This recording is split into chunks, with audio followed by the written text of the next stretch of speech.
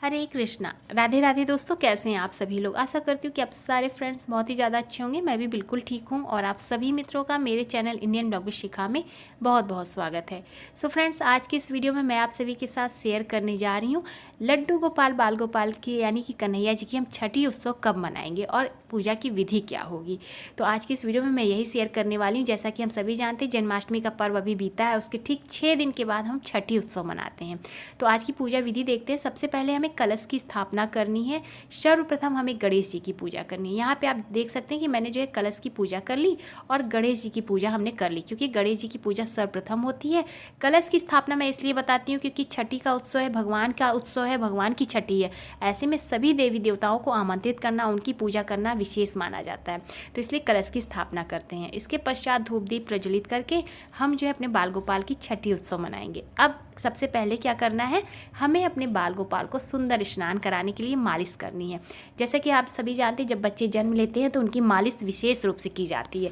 ऐसे में ठीक हम अपने लड्डू गोपाल की मालिश करते हैं और गाय के घी से आप मालिश कर सकते हैं, आप तेल से भी कर सकते हैं। देखिए, आप अपनी सुविधा के हिसाब से देख सकते हैं। मैं गाय के घी से ही जो है अपने ठाकुर जी को मालिश करती हूँ, या आप तिल का तेल भी ले सकते हैं। तो इस तरह से देखिए हमें अच्छे से मालिश करनी है ठाकुर जी की। इसके पश्चात थोड़ी देर हमें इन्हें ऐसे बैठा के रखना है। मालिश करने के बाद तुरंत हमें स्नान नहीं कराना है। मैं यहाँ पे थोड़ा सा आपको वीडियो में दिखा रही हूँ, इसलिए आपको थोड़ा सा जल्दी लगेगा, क्योंकि मैंने वीडियो फास्ट फॉरवर्ड किया है, नहीं तो बहुत ज़्यादा लंबी हो जाएगी और ये सारे कार्य करने में बहुत ज़्यादा जो है समय लगते हैं। तो बस ठाकुर जी को अच्छे से मालिश करा के हम थोड़ी देर के लिए विराजमान करेंगे और तब तक हम इनकी पोशाक निकालेंगे, इनकी जो है स्नान की व्यवस्था करेंगे। इतने में काफ़ी समय हो जाता है। तो बस इस तरह से हमने जो है मालिश करके प्रभु को जो है विराजमान कर दिया और अब हम इनके स्नान की तैयारी करेंगे। यहाँ पर हमने जो है कच्चे गाय का दूध लिया है, मतलब गाय का आपको कच्चा दूध लेना है और शुद्ध दूध आपको रखना है। दूध अपने हिसाब से आप ले सकते हैं, जितने में आप अपने बाल गोपाल को स्नान करा सकें। थोड़ी सी पुष्प आप इस तरह से डाल सकते हैं और इसे हमें बाद में प्रसाद के रूप में लेना है। और इस तरह से हम जो है अब इसमें हम अपने बाल गोपाल को स्नान कराएंगे। 3, 5, 7 इस तरह से हमें डुबकी लगानी होती है अपने प्रभु को। और इस तरह से देखिए हाथ हमें जो है उनके सिर के पास लगाना है और अच्छे से लेके तुरंत देखिए, जैसे कि मैं आपको दिखा रही हूँ, इस तरह से आपको डुबकी लगानी है। तो कम से कम 3 बार या 5 बार या 7 बार आप इस तरह से डुबकी लगा सकते हैं। यहाँ अपने बाल गोपाल, दोनों बाल गोपाल को मैं इसी तरह से स्नान कराऊंगी। उसके बाद शुद्ध जल से स्नान कराऊंगी और फिर उनको सुंदर नए वस्त्र धारण कराऊंगी। तो इस तरह से जो है छठी में जो है बाल गोपाल का स्नान और मालिश की जो है पूजा होती है। देखिए, इस बार जन्माष्टमी जैसे कि 26 तारीख को मनाई गई थी और कहीं कहीं पे 27 तारीख को मनाई गई थी। तो उस हिसाब से मैं आपको बता रही हूँ कि छठी हम कब मनाएंगे। तो देखिए, अगर आप 26 तारीख की जन्माष्टमी देखेंगे तो उस हिसाब से 31 जो है अगस्त की छठी उत्सव पड़ रही है, दिन शनिवार रहेगा। और अगर 27 तारीख की जन्माष्टमी आपने मनाई है तो आपको 1 सितंबर यानी कि दिन रविवार को छठी उत्सव मनाएंगे। लेकिन शनिवार के दिन छठी उत्सव नहीं मनाई जाती। इस कारण जो 26 तारीख की जन्माष्टमी और 27 तारीख की जन्माष्टमी मनाई गई है, उस हिसाब से इस बार जो है 1 सितंबर दिन रविवार को हम छठी उत्सव मनाएंगे ठाकुर जी का।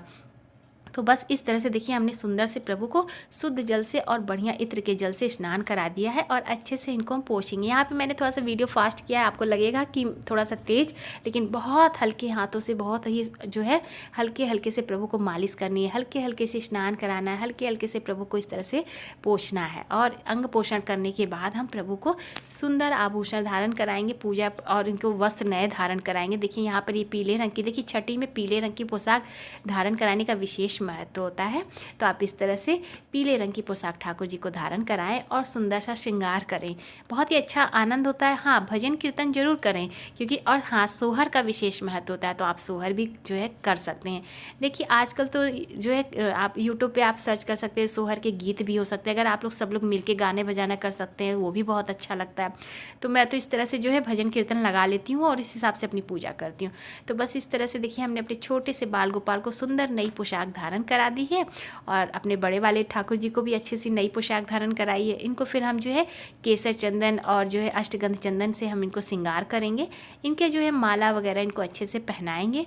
और हाँ, आज के दिन जो है नजरिया जरूर से ठाकुर जी को धारण कराई जाती है। कहते हैं कि छठी उत्सव में नजरिया का विशेष महत्व होता है। तो पहले हम सबसे पहले इस तरह से सुंदर सा श्रृंगार कर देंगे और बढ़िया सा इनको अपने यथा स्थान पर विराजमान करेंगे, जैसा कि आप देख ही सकते हैं। और बहुत ही आनंद के साथ, हाँ, खेल खिलौने ठाकुर जी के पास आप ज़रूर से रखें। तो इससे क्या होता है कि भाई बच्चे हैं तो बच्चों की छठी भी इसी तरह से मनाई जाती है। तो इस तरह से देखिए हमने यहाँ पे खेल खिलौने जो है सजा के रखे हैं।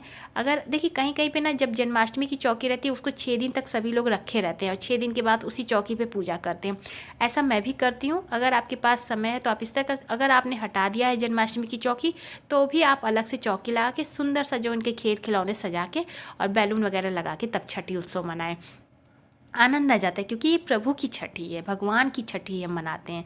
अब इसके बाद हम पुष्प जो है माला अर्पित करेंगे, प्रभु को पुष्प अर्पित करेंगे क्योंकि हम ठाकुर जी की पूजा करेंगे। इसके पश्चात जो है हम यहाँ पे काजल पारेंगे। काजल का विशेष महत्व होता है, गाय के घी का जो है हम काजल इस तरह से थोड़ा सा पार लेंगे और इसको फिर हम अपने ठाकुर जी को ठंडा करके एकदम ठंडा हो जाए और तब अपने हाथों से जो है अपने जो है ठाकुर जी को काजल धारण कराएंगे। तो ये छठी का और बाकी का जो काजल बचा है आप प्रसाद रूप में आप अपने घर में भी सभी बच्चों को लगा सकते हैं। तो बहुत थोड़ा सा मैंने जो इस तरह से काजल पार लिया है तुरंत और अपने ठाकुर जी को, अपनी लाडो रानी को और इस तरह से अपने जो है बाल गोपाल को मैं तीनों लोगों को इसी तरह से लगाने वाली हूँ। तो इस तरह से देखिए हम काजल लगाएंगे। छठी में काजल का विशेष महत्व होता है। तो बस इस तरह से काजल हमने लगा दिया है और अब जो है हम प्रभु को भोग अर्पित करेंगे। इनकी बलाएँ यानी बलैया जरूर से उतारिएगा और साथ में नज़र जरूर से उतारिएगा। नज़र देखिए आप राई मिर्च से भी उतार सकते हैं, कपूर से भी उतार सकते हैं और आप इस तरह से इनकी बलैया जरूर से इनको जब श्रृंगार कर ले तो उतार ले।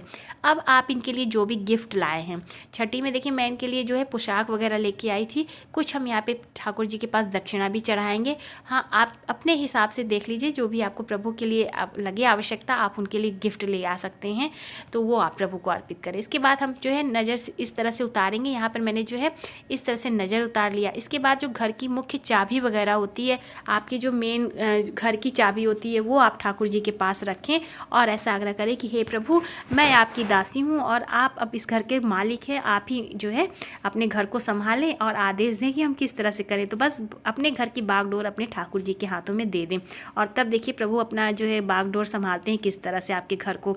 तो बस इस तरह से अपने ठाकुर जी के पास सभी चीज़ें आप रख दें। साथ में यहाँ पर अब मैं जो है भोग लगा रही हूँ। भोग में देखिए सबसे पहले हम फल का और लड्डू का भोग लगाएंगे क्योंकि देखिए लड्डू का यहाँ हमारे यहाँ गोंद के लड्डू बनते हैं। कहते हैं कि माँ यशोदा के लिए जो है गोंद के लड्डू तैयार किए जाते हैं। तो यहाँ पर मैंने जो है लड्डू भी इस तरह से बना के रखे थे। आप अपनी सुविधा के हिसाब से भोग प्रसाद लगा सकते हैं। मेन कहा जाता है कि छठी के दिन कढ़ी चावल का भोग प्रभु को जरूर से अर्पित करना चाहिए। तो बस यहाँ पर हमने कढ़ी चावल, कच्चा पक्का खाना दोनों ही हमारे यहाँ बनाए जाते हैं। तो पूड़ी सब्जी कढ़ी चावल सभी का भोग हमने प्रभु जी को लगा दिया और थोड़ी देर हम वहाँ से हट जाएंगे। इसके पश्चात फिर हम आरती करेंगे। तो आप आरती अपने हिसाब से देख लें किस तरह से आपको आरती करनी है। तो इस तरह से आपको जो है ठाकुर जी की सुंदर दिव्य आरती उतारनी है। तो इस तरह से बहुत ही सरलता के साथ आप अपने बढ़िया से सजावट के साथ और अच्छे से पूजा विधि के साथ आप अपनी पूजा कर सकते हैं। तो बहुत ही सरल विधि मैंने आपको बताई है। तो बस इस तरह से आपको पूजा करनी है। सबसे पहले आप कलश की स्थापना कर लें, गणेश जी की पूजा कर लें सर्वप्रथम और उसके बाद तब बढ़िया से धूमधाम से आप अपने लड्डू गोपाल की छठी मनाएं। इसके साथ आप जो है प्रभु को झूला भी झूला सकते हैं। तो 6 दिन तक जो है हम झूला रखते हैं और ठाकुर जी को झूला झुलाते हैं। आप यहाँ पे दर्शन कर सकते हैं भोग प्रसाद के और इसी तरह से हम जो है छठी मनाते हैं। खेल खिलौने ठाकुर जी के पास रख दें, थोड़ी सी सुंदर सी डेकोरेशन कर दें और इस तरह से आप जो है छठी मना सकते हैं। तो आपको 1 सितंबर दिन रविवार को अपने ठाकुर जी की छठी मनानी है। सो उम्मीद करती हूँ आज की वीडियो आप सभी को पसंद आई होगी। तो प्लीज़ वीडियो को लाइक कीजिएगा, ज़्यादा से ज़्यादा शेयर कीजिएगा और चैनल पे पहली बार आए हैं तो मेरे चैनल को भी सब्सक्राइब कीजिएगा, इंस्टाग्राम पे फॉलो करिएगा। मैं मिलूंगी आप सभी मित्रों को नए से अच्छे से वीडियो के साथ। तब तक के लिए हरे कृष्णा, राधे राधे, जय श्री राधे।